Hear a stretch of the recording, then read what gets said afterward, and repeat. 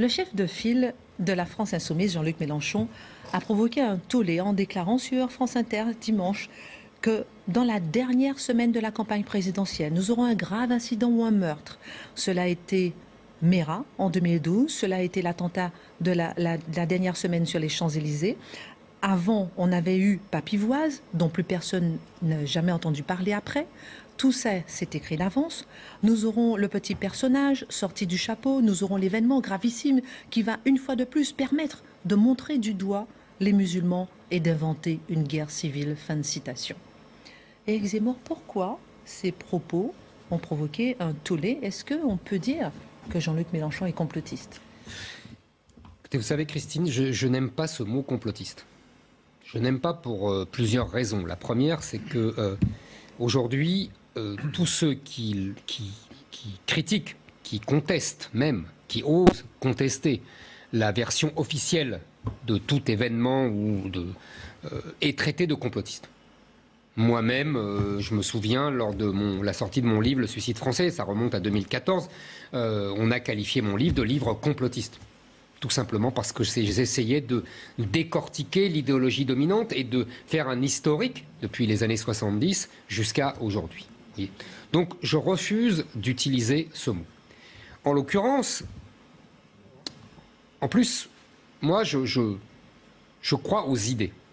D'ailleurs, c'est un de mes rares points communs avec Jean-Luc Mélenchon. C'est-à-dire que je pense que les idées sont plus importantes que les intérêts. Il y a une phrase comme ça de l'économiste célèbre Keynes qui lui-même dit ce sont les idées qui mènent le monde bien plus que les intérêts. Donc vous voyez là, toutes les théories disant un tel a intérêt à faire ci, donc le système va faire cela. J'avoue que ça me paraît toujours un peu dérisoire. Ça, c'est une première chose. En revanche, il faut analyser l'intervention de Mélenchon pour ce qu'elle est. Qu'est-ce qu'il dit? Il dit il y aura un attentat ou il y aura quelque chose qui ressemblera à ça pour pouvoir accuser les musulmans. C'est ça qu'il dit. Et pour pouvoir inventer une pseudo-guerre civile, c'est ça qu'il dit. Donc en fait, il est dans la logique. Il n'y a aucun complotisme là-dedans. On regarde le début de sa phrase alors que l'important c'est la fin, et que la fin, elle est dans la logique de sa ligne stratégique depuis maintenant plus d'un an, depuis la fameuse manifestation contre l'islamophobie où il était présent au milieu des islamistes les plus patentés, et c'est ça sa ligne. Sa ligne, c'est viser électoralement l'électorat musulman et faire l'éloge d'une France islamisée. Il est le candidat de la France islamisée qu'il habille d'une belle parure en la surnommant créolisée. Vous vous souvenez, sa fameuse créolisation. En vérité, il est le candidat de la France islamisée. Et donc, il défend son électorat d'avance. Ça, c'est la première chose. Ça n'a pas toujours été le cas. Je rappellerai que Jean-Luc Mélenchon, en 2015, disait qu'on pouvait être islamophobe, car tout simplement, en République, on pouvait critiquer les religions. Je rappelle même que Jean-Luc Mélenchon, en 2017, disait que l'immigration était une arme. Il critiquait les travailleurs détachés. Il disait que c'était une arme pour faire baisser les salaires. Vieille analyse marxiste qui est pleine de bon sens, d'ailleurs, et qui date depuis le 19e siècle. En 2017, il avait une analyse différente. Il avait fait sienne l'analyse authentiquement populiste de gauche, vous savez, du Sud-Américain Ernesto Lacco, qui est mort depuis, et de Chantal Mouffe, qui est toujours vivante, et qu'il connaît très bien, ils connaissaient très bien tous les deux, il va souvent en Amérique du Sud. Et la théorie de ces populistes, c'était de dire, voilà, il faut rassembler un bloc populaire contre les bourgeoisies mondialisées. Et donc c'était la stratégie de Jean-Luc Mélenchon en 2017. C'est ce qui lui a permis d'ailleurs d'arriver à 20% à l'époque. Sauf que cette stratégie du bloc populaire contre le bloc bourgeois, le bloc bourgeois étant évidemment incarné par Emmanuel Macron, a deux problèmes. Le premier problème, depuis 2017, c'est que ce bloc populaire se rompt sur l'immigration. C'est-à-dire que Jean-Luc Mélenchon veut rassembler les classes populaires françaises de souche ou enfants de l'immigration européenne, italiens, espagnols, etc., et l'immigration arabo-musulmane et africaine. Sauf que ça ne marche pas. Ces gens-là ne veulent pas vivre ensemble, alors encore moins voter ensemble. Et c'est l'échec de Jean-Luc Mélenchon, c'est cela. Donc il ne peut plus rassembler ce bloc populaire. Et même le bloc bourgeois, même le bloc bourgeois de Emmanuel Macron est en train de se fissurer à cause justement de la montée de la désagrégation de la société, de l'ensauvagement, de la violence due à l'islamisation de parties de plus importantes du territoire et de la violence au nom d'Allah. De plus en plus de gens de la bourgeoisie qui, au départ, défendaient leurs intérêts économiques, commencent à se dire « mais la France ne peut pas vivre ça, la France ne peut pas être islamisée, la France ne peut pas vivre une libanisation » et commencent à mettre justement la problématique existentielle, civilisationnelle, avant leurs intérêts économiques. Et sur ces deux évolutions, la stratégie populiste classique de Jean-Luc Mélenchon s'échoue. Donc qu'est-ce qui lui reste à ce pauvre Mélenchon? Il lui reste l'électorat musulman et la défense valeureuse et pour moi ignominieuse de la France islamisée. C'est ça, cette phrase. Il ne faut pas vous voyez, se tromper d'analyse sur ce qu'a dit Jean-Luc Mélenchon. Mais c'est pas pousser le bouchon un peu loin lorsque vous dites qu'il est candidat de la France islamisée? Ah non, pour moi, il est le candidat de la France islamisée. C'est clair, là. Là, c'est clair. Je veux dire, on ne peut pas être plus clair. Il est persuadé qu'il va y avoir un attentat monté par le système, comme on dit, c'est-à-dire pour accuser les musulmans et incriminer une possible guerre civile. Montrer du doigt Vous savez ce que ça me rappelle? Inventer une guerre civile. Mais ça me rappelle exactement les gens qui, après l'attentat du 11 septembre 2001, disaient que c'était le Mossad israélien qui l'avait organisé pour incriminer les Arabes. C'est de la même eau. Jean-Luc Mélenchon fait cela. Et si vous voulez, ce n'est pas étonnant dans un monde arabe ou dans un monde arabo-musulman où il n'y a pas de démocratie.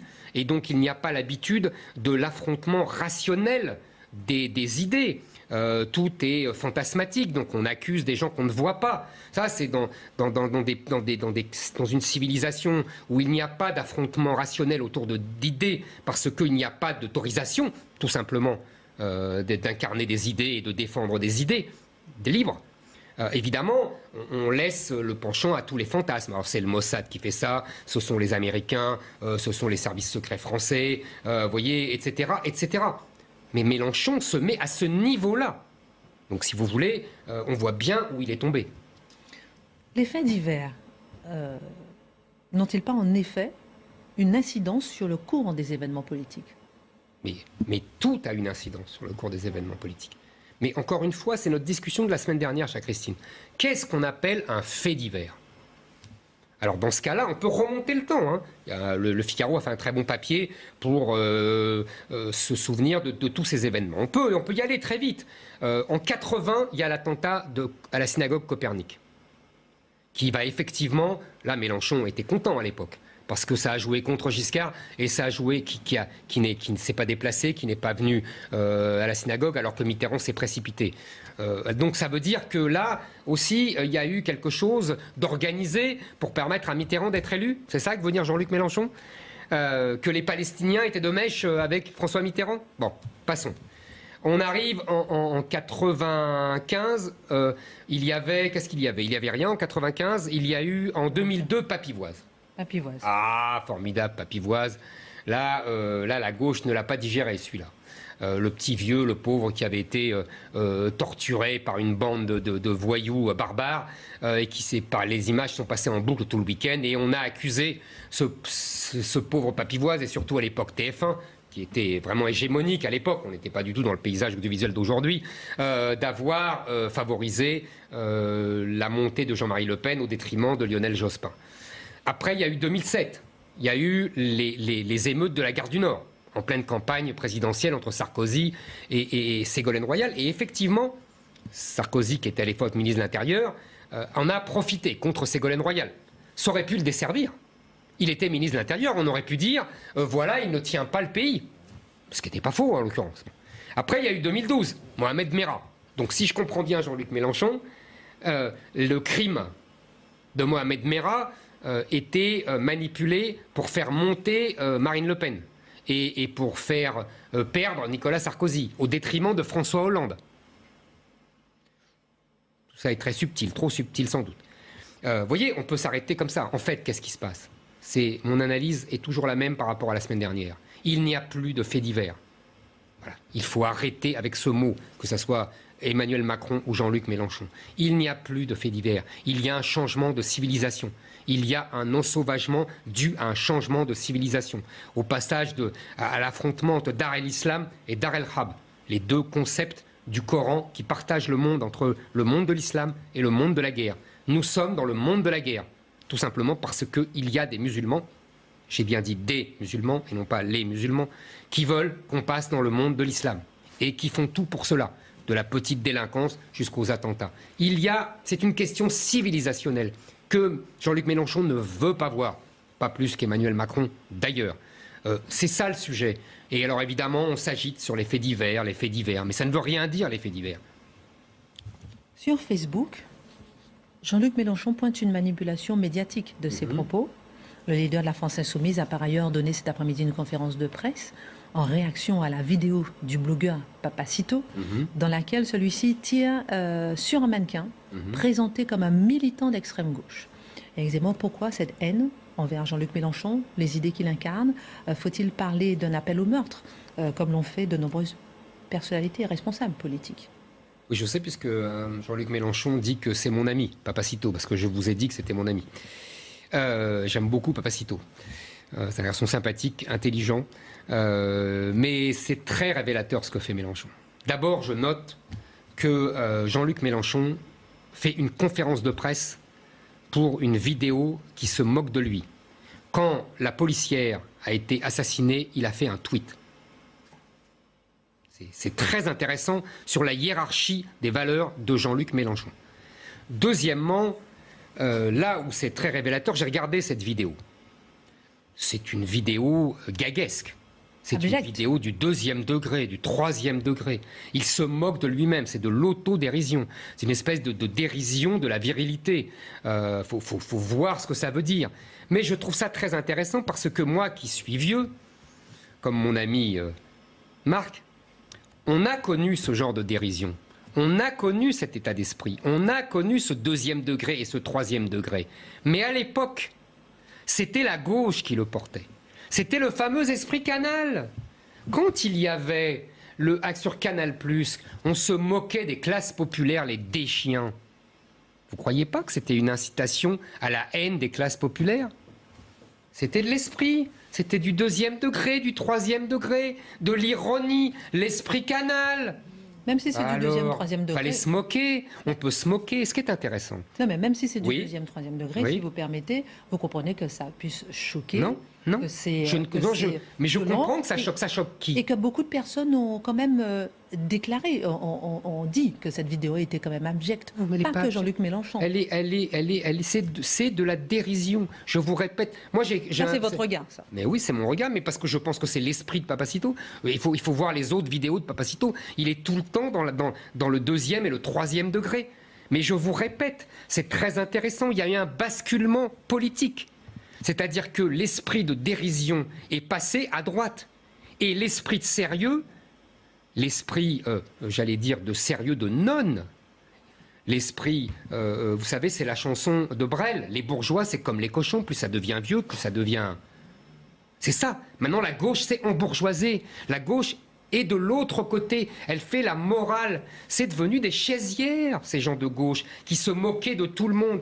Je vous rappelle que dans les années 70, je fais encore référence à Marc, lors d'un célèbre apostrophe avec Pivot, Cohn-Bendit racontait devant un vieil écrivain de droite scandalisé que les jeunes enfants venaient triturer sa braguette. Aujourd'hui, il dit que c'était du 2e degré, du 3e degré. Il se moquait du vieux et d'ailleurs tout le monde riait. Il faut revoir les vidéos. Vous Comprenez ce que je veux dire? L'esprit de dérision est passé à droite, l'esprit de sérieux est passé à gauche. Ils sont même devenus sinistres. Et d'ailleurs, ce n'est pas là-dessus seulement qu'on voit. On voit les féministes, on voit les antiracistes. Dès qu'on se moque d'eux, ils vous traînent au tribunal. Ces gens-là sont devenus les rois de l'époque. Ces gens-là dirigent. Ce sont devenus des bourgeois bedonnants à la Louis-Philippe. Et donc, évidemment, on ne peut plus se moquer d'eux. C'est les bourgeois de Brel. C'est magnifique. Et là, on est... Mais Mélenchon incarne ça avec admiration.